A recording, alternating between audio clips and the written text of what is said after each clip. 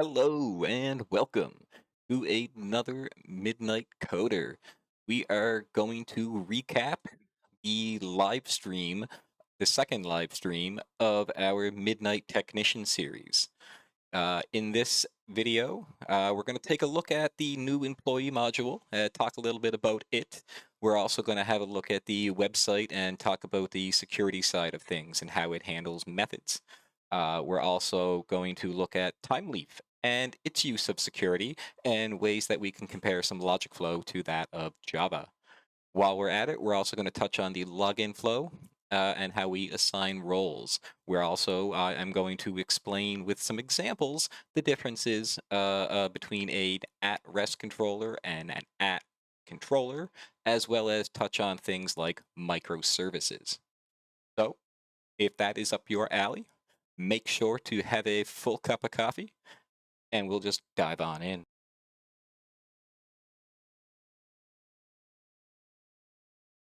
So I added the employee module. This was in a way to extract it from uh, in here. There was a feature, there was customer device, and there is employee.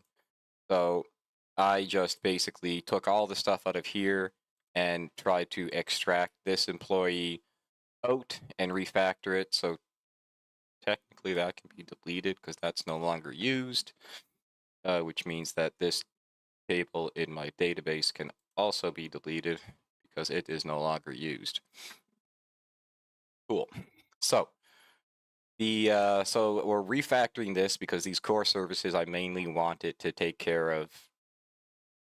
I don't even know what I want it to take care of. Honestly, I made it. It was a monolithic part, and I've been sort of refactoring it out for this microservices design. So this will probably just retain and be something like maybe customer, and I might refactor it more, or I might just get rid of it altogether in favor of MongoDB, because honestly, I like Mongo over Postgres personally, um, mainly because I like being able to just take a POJO or a JSON and just stick it in the database rather than taking care of all this relational mapping. But that's just a personal choice. I think I've mentioned that I was going to go with that from the beginning. So yeah, I added up a employee section here so that we can configure a database. We have employees where we have the controller. The controller allows us to register a new employee. We have a way to update an employee, and we have a way to get a single employee based off their email address. Now, when we're creating a new employee in the service layer, into the service layer, that's down here, we have ways to check to see if a user exists. We have a way to check to see if to get a DTO of the object, as well as a way to get the actual record. And then we also have a way to save, just to simply save an employee record. And then down here we have a way to update an employee, which just returns an employee. But anyway, this is just the rough, the employee model itself here this is what we're keeping track of in the model.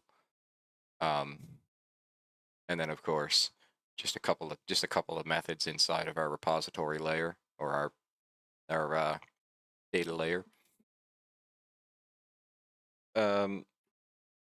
So that was how I created the employee side. So if we come down to our services tab and turn on our main services, and then turn on our ticketing service and our employee service, that is our 3 microservices that make up our back end. So just a lot of people talk about, a lot of videos I've seen mention things like microservices and what they are and yada yada, but like this is you physically seeing 3 microservices running and that make up a back end. They each run on their own separate port, so they have their own databases. They all have their own connections, and yeah. So this is the back end. Now let's go take a look at the front end. So on the front end, this is where a lot of the magic happens here, for the security aspects of stuff. So in here, where's my fragments? So the header has been updated so that I did not do that apparently. Okay. I changed the manager role to, or management role to just manager, just because it was easier and made more sense to me. So there's still the owner role, which gives you access to, which is going to give access to a dashboard that I need to write in the future. This dashboard here is basically going to consist of things that the owner or like the owner would need to see. So things like creating employees, revenue, invoices, things of that nature would be on the owner's dashboard. Manager is going to have a different view. This one here I'm currently working on. It is going to be um, more of like an employee view, so you can sort of see all the employees, see all the tickets, kind of see what's going on, kind of deal. You can view a way to view all the customers and whatnot. We're gonna take advantage of paging as well, so that we only get the first few results, and then we have like a see all button to go into it, and then we'll build pages out for viewing all that. The employee, if you happen to have a role of technician, you'll see um, this ticket dashboard header. Let's just turn this on and go to localhost, just so you can see this is the home page, what it looks like. Registration, I didn't do anything with that. That's still the way it is. Sign in, I didn't do anything fancy here, but we will, if I can get my shit right. We'll log in. By default, you go to the customer view. We can potentially change that later, but this is what the customer view looks like. The header, because I have myself some roles, I have access to the user dashboard like always. But now because I have a technician role, I can see the ticketing dashboard. Because I'm an admin, I can see or a manager, I can see the admin dashboard. And because I'm an owner, I can see the database button.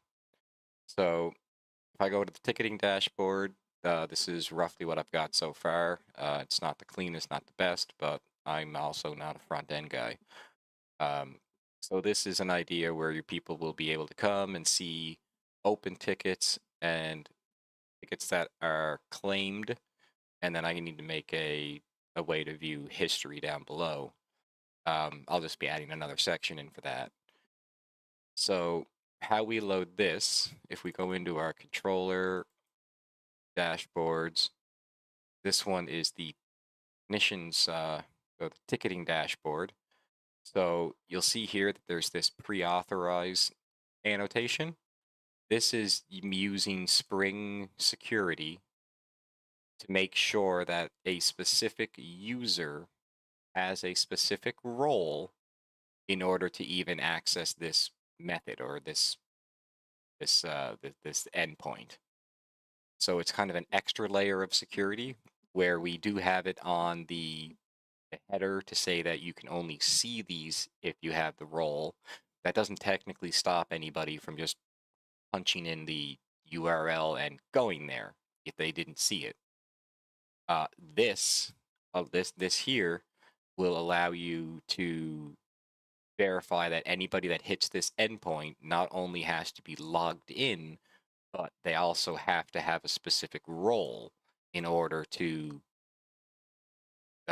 get that resource or that website page that you have. So whether this was a REST controller or just a regular controller, and the difference between the two, if you don't know the difference between a REST controller and a controller, um, in a nutshell, a controller will return basically a thing of just straight up raw data, raw text, which is why we can say at the bottom to return a string that is a dashboard, which links to a dashboard to an HTML file.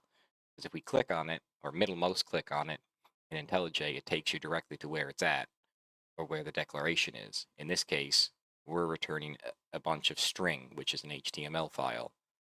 So um, the controller just returns a string. basically raw strings. Think of it like that. Whereas a REST controller will return you an actual object, like a JSON object, um, or whatever it is that you're looking to return as a resource. It's kind of the point of being RESTful. Um, but yeah, so in here we have to be a technician, and then we take advantage of the internal REST client for now to make external calls to our employee service, our ticketing service, so that we can grab some information about the logged in user, who they are. This is the point of grabbing this. And then we grab the two tickets, the opened and claimed, or the unclaimed and claimed, which I need to fix on the back end. That's why you see double. Um, so I then take these objects that I've just created, and I take the model that I pass in as the parameter, so that way I can say, okay, I want to add an attribute to this model, and the attribute, for example, is employee, or open tickets, or claim tickets, and then I pass in the POJO that I want to as the representation of it, so that that way, when I am inside of the dashboard, I can do things in here like replacing text by simply calling employee.firstname. Employee comes from the fact that I made this guy named employee, and then this comes from the fact that the DTO, because the DTO is a record. I'm just going to point that out. Because the DTO is a record, I can do things like making method calls. So that's why I have this first name with the method call on it. So that way I'm looking to call the employee first name as if you would in Java when you're calling record methods or record fields, which is a huge thing, and which is a big reason that I do web development now, is thanks to Thymeleaf. Thymeleaf is the template engine that we're using here, which also allows me to do things like this, and allows me to break down HTML code into more almost object-oriented like code in a way. Because again, I can divide up individual things, like this here is my header, and then I just define it as a fragment of header, which is like making it its own object. Because then I can go into every page that I have, and I stick the header in there, reused every time, but it allows it to be a little more clean, in my opinion, in the sense that I don't have to rewrite that, and if I want to change something, I don't have to go through all of my files and change it, which is what I used to hate back in the early 2000s when I used to do web development. It used to be very painful, very, very painful. I can take advantage again of Thymeleaf, and I can say, okay, get me using the lists module in here, get me the size of this list. And that way I don't have to pass in extra data. I can just basically do the similar thing to just a list.size as if you were just in straight up Java. Down here in the ticketing grid, this is where it also gets cool. So here's where we're doing a for each loop. Okay, this is cool. I like this in Thymeleaf. So here I say each ticket inside of my open tickets, I want to go ahead and do something inside of this div. So this is like going inside of a for loop for Java developers there. So this would be the same as for var ticket colon open tickets, do something. And then in this case, I'm saying, okay, I want to get the ticket ID and stick that up on top, which is where you see ticket 1. Then I want to stick the status of unclaimed next to it. That's where, and the status comes from the CSS file that is massive. But you can change that as well. I just have it as orange for the for unclaimed. I think I have it as green if they're finished. But anyway, goes through here again and again. I'm pulling out more information, and I'm just calling these as if I was calling methods right out of the. You don't always have to have the parentheses at the end of it if you're calling it by the direct name. When I was doing it at the top, I was calling it by method name. So like you could technically, if you had a method inside of that file, we could technically call that method and have it execute the method and yeah, get you the result. But this allows me to write again, just like Java's for each loop allows me to write once and just iterate over it for each thing in there, which creates the 4 tiles. And I absolutely love Thymeleaf. And then I do the same thing down here for open tickets. I use the list, get me the size of this, and then for each ticket inside of here, populate information. So shared, I had added roles. So this is just an enum of the different roles that we have into the user detail services, I believe. This is where I am handling the roles. So in here, when a user first logs in or attempts to log in, we verify that the user exists first and foremost. Because if the user themselves don't exist, and I could have done this as a fail fast, and you'll hear people again. This all comes down to personal choice. Um, Sometimes you'll see a lot of developers talk about fail fast and how you should do fail fast first. And that would just basically fail fast would be if I inverted this basically and said if the user doesn't exist, then throw this error. So for example, I would change this, I would move this up here.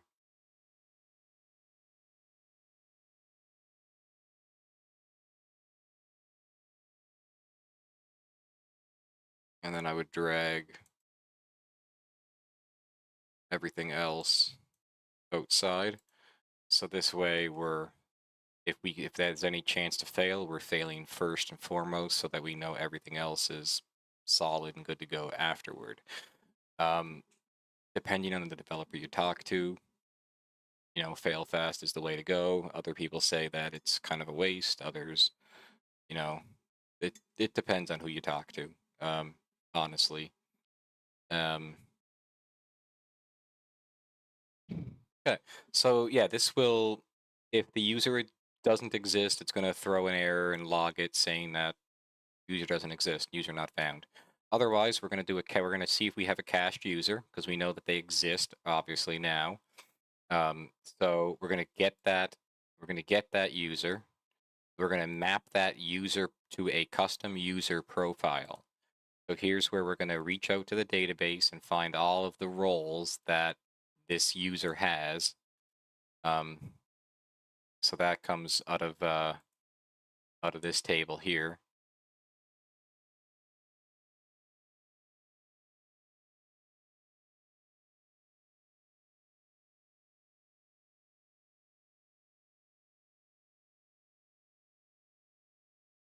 So this is going to then fetch all of the roles for a specific user. And then it's going to take those cached roles. I probably should make sure that it's not empty first, but it's going to take those cached roles and it's going to map them to a new simple granted authority, giving the name that it's provided. And then it's going to map that to a list, and we're going to then make a new object. We're going to return a new user object with this email, the encrypted password that they had, and all of their authorities. And that is how we then give a user some authority when they log in after they've been authenticated.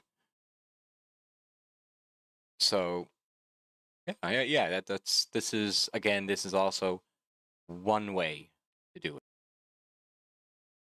All right. And if you enjoyed that and would like to see the full live stream, I believe it is about a little over 2 hours long. It is one of these videos here. Um, the other one is the playlist, where we're going to conclude all of the videos as a bundle. So if you haven't already, and you made it this far, go ahead and hit that thumbs up. That helps me with the algorithm. If you'd like to be notified when I go live, hit that subscribe button. I go live every morning around 7:30 Eastern Time. And if you would like to get involved with the community, you can join our Discord, which is also in the description below. So, as always, keep that coffee cup full, stay curious, and never stop learning. I'll see you in the next one.